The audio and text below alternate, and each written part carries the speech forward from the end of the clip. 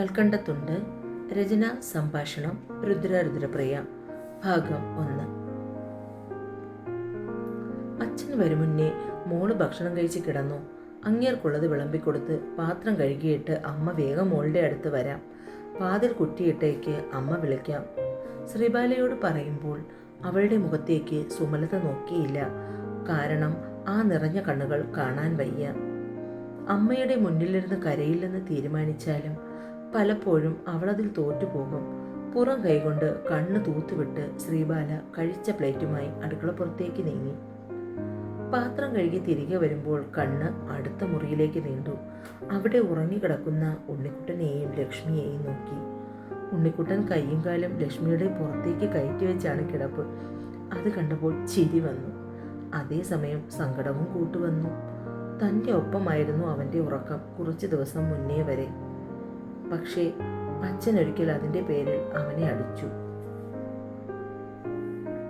അതിനുശേഷം തൻ്റെ റൂമിൽ പോലും കയറില്ല ഉണ്ണി. ആലോചന കാട് കയറിയതും അവൾ തൻ്റെ റൂമിലേക്ക് നടന്നു. കതക് ചേർത്തടച്ച് കട്ടിലിലേക്കിരുന്നു. ചെറിയൊരു അലമാരയും കട്ടിലും മേശയും കസേരയും തേക്കാത്ത ചുമരും, അത്രയുള്ളൂ ശ്രീബാലയുടെ മുറിയിൽ. അത്രയുമാണിപ്പോൾ അവളുടെ ലോകവും. ആദ്യമൊക്കെ സങ്കടമായിരുന്നു, ഇപ്പോൾ ശീലമായി. വായിച്ചു കൊണ്ടിരുന്ന ബുക്കടച്ചു മാറ്റി മേശയിൽ വച്ചു ശ്രീബാല.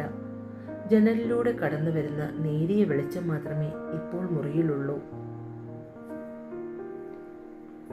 ശ്രീധരൻ സൈക്കിൾ ആഞ്ഞു ചവിട്ടി. കുടിച്ച കള്ള് ഏകദേശം വിട്ടു തുടങ്ങിയിട്ടുണ്ട്. ഇപ്പോൾ തന്നെ നേരം ഒരുപാടായി. ആ പെണ്ണ് ഉറങ്ങിക്കാണുമോ? നാശം, ആ മേസിരിയോട് പറഞ്ഞതാണ് പണിതീർത്ത കാർ നാളെ കൊണ്ടുചെന്ന് കൊടുക്കാമെന്ന്. അപ്പോൾ അയാൾക്കത് പറ്റില്ല, ഇന്ന് തന്നെ നേടിക്കണം.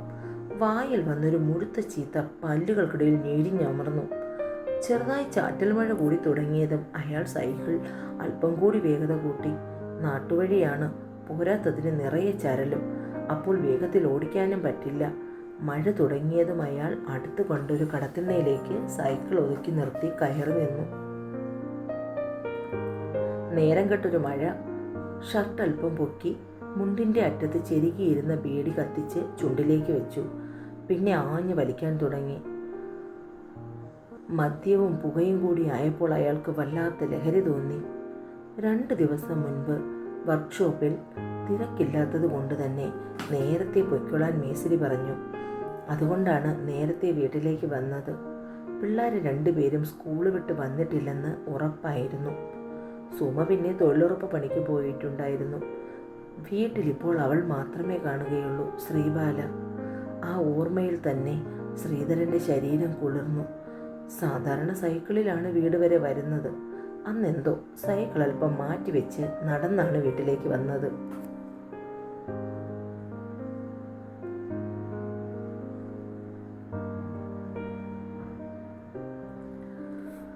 മൂന്ന് മണിയാകുന്നതേ ഉള്ളൂ. വെയിൽ കടന്ന് കയറാൻ തുടങ്ങുമ്പോഴാണ് കുളിമുറിയിൽ നിന്നിറങ്ങി വരുന്ന രൂപത്തിൽ കണ്ണുടക്കിയത്. വെണ്ണക്കൽ ശില്പം പോലെ ശ്രീബാല. പ്രായം 20 കഴിഞ്ഞു. പക്ഷെ ശരീരപ്രകൃതി. ഉടുത്തിരിക്കുന്ന നനഞ്ഞ ഡ്രസ്സിനിടയിലൂടെ അയാൾ അവളെ നോക്കി ആസ്വദിച്ചു. നാവ് വെളിയിലേക്കിട്ട് നൊട്ടി നുണഞ്ഞു. അവളുടെ പിന്നാലെ മനസ്സും ശരീരവും പായുമ്പോഴാണ് സുമലത ഊടുവഴിയിലൂടെ കയറി വീടിൻ്റെ മുറ്റത്തേക്ക് വന്നത്. ശ്രീധരേട്ടൻ എന്നെന്താ നേരത്തെ? അവളുടെ ചോദ്യം കേട്ടപ്പോഴാണ് അകത്തേക്ക് നീണ്ട കണ്ണുകളെ പിൻവലിച്ചത്. അത് പിന്നെ ഉച്ചയ്ക്ക് ശേഷം തിരക്കില്ലാത്തത് കൊണ്ട് ചന്ദ്രമേശ്വരി പൊയ്ക്കോളാൻ പറഞ്ഞു. നീ എന്താ ഇന്ന് തൊഴിലുറപ്പിന് പോയില്ലേ? അത് കഴിഞ്ഞ് വരുന്ന വഴിയാ. ശ്രീധരേട്ടൻ കിണറ്റിൻകര പോയി കൈ കഴുകി വാ, അപ്പോഴേക്കും ഞാൻ ചോറെടുത്ത് വയ്ക്കാം. പറച്ചിലിനൊപ്പം സുമ അകത്തേക്ക് കയറിപ്പോയി. ശ്രീബാലയുടെ ആ ഓർമ്മ തന്നെ അയാളുടെ ശരീരത്തിൽ മാറ്റമുണ്ടാക്കി. മഴയൽപ്പം ശമിച്ചപ്പോഴാണ് പിന്നീട് അയാൾ വീട്ടിലേക്ക് തിരിച്ചത്.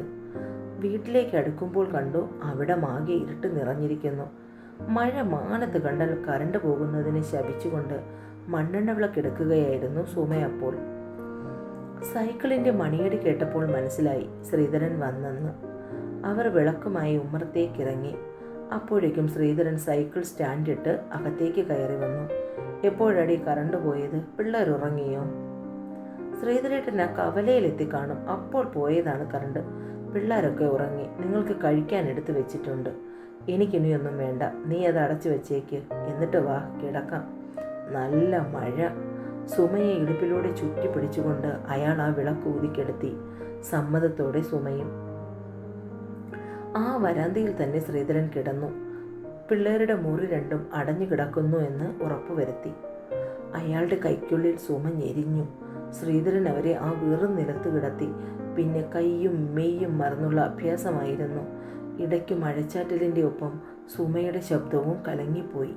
എന്നാൽ ശ്രീബാലയുടെ മുഴുപ്പുകളെ ഓർത്ത് ശ്രീധരൻ സുമയിൽ ആവേശം കൊണ്ടു.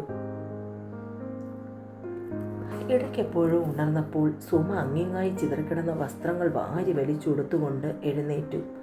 അപ്പോഴേക്കും ഉടുമുണ്ട് പോലും ഇല്ലാതെ കിടക്കുന്ന ശ്രീധരൻ്റെ അരയിലേക്ക് മുണ്ട് വലിച്ചിട്ട് കൊടുത്തു സുമ.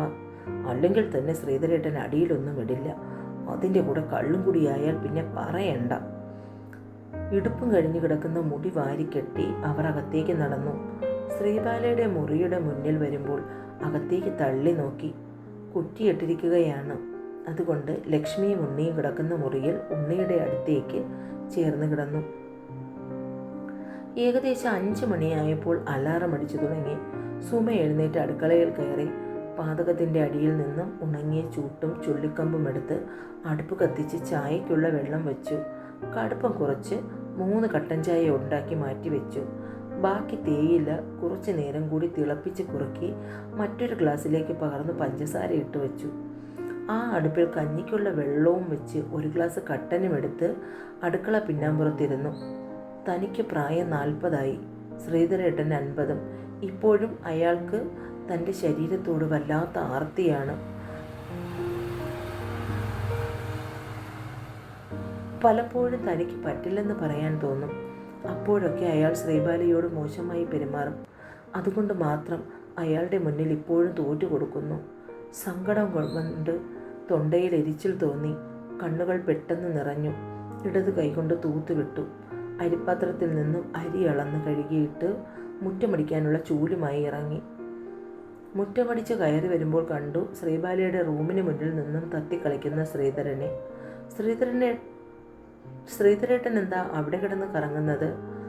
അവൾ ഉറക്കമാണ്. എഴുന്നേറ്റില്ല. ഇങ്ങോട്ട് വാ, ഞാൻ കട്ടൻ എടുത്ത് വെച്ചിട്ടുണ്ട്. സുമ കണ്ടതിൻ്റെ ദേഷ്യമാവോളം അയാളുടെ മുഖത്തുണ്ടായിരുന്നു.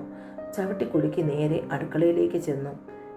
ഇവളെന്തിനാ ഇങ്ങനെ അടച്ചുപൂട്ടി കിടക്കുന്നത്? ആ മുറിക്കകത്തെന്താ വല്ല നിധിയുമുണ്ടോ എടുത്തുകൊണ്ടു പോകാൻ? രോഷമടക്കാൻ കഴിയാതെ ശ്രീധരൻ ചോദിച്ചു. അവൾ തന്നെ ഒരു നിധിയല്ലേ ശ്രീധരേട്ട? ഞാൻ ആ നിധിക്ക് കാവലിരിക്കുന്ന ഭൂതവും.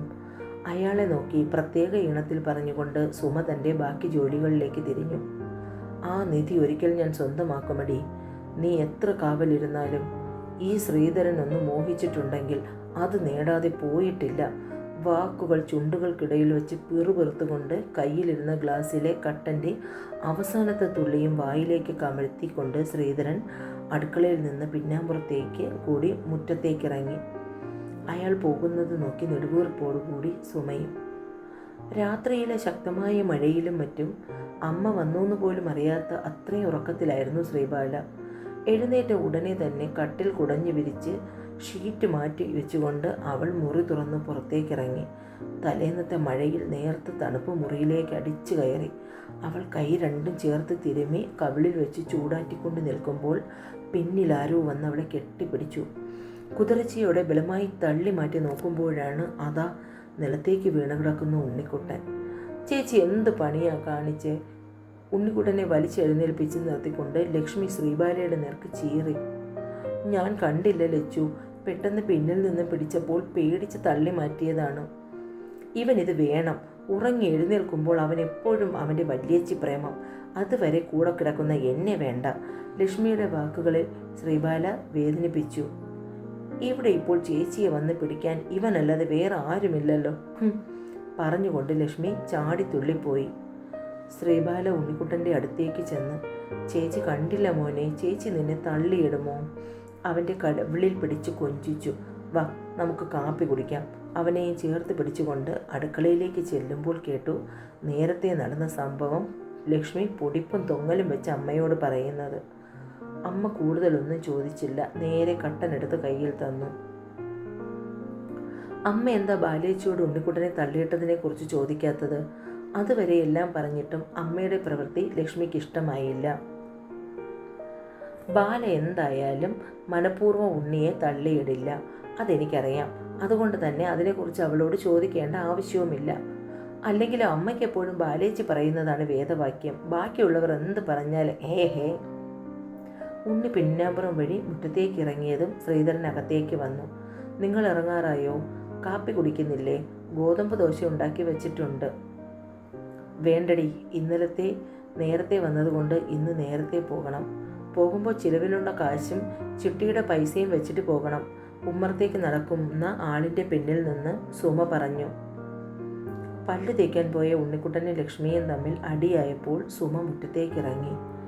ആ തക്കത്തിനാണ് അടുക്കളയിലേക്ക് വന്ന ശ്രീധരൻ തിരിഞ്ഞു നിന്ന് ദോശ ചുടുന്ന ശ്രീബാലയെ കാണുന്നത്. പിന്നിലൂടെ ചെന്ന് അവളെ അമർത്തിപ്പിടിച്ചു. അവളുടെ മാറിടം ഞെരിച്ചുടച്ചു. ശ്രീബാല ശക്തിയിൽ ശ്രീധരനെ പിന്നിലേക്ക് തള്ളി.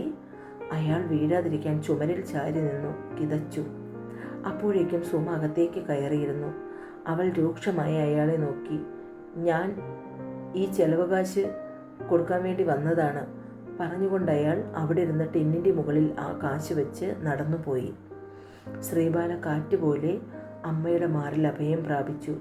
അവളെ ചേർത്ത് പിടിക്കുമ്പോൾ അവരുടെ ഉള്ളവും തേങ്ങിപ്പോയി.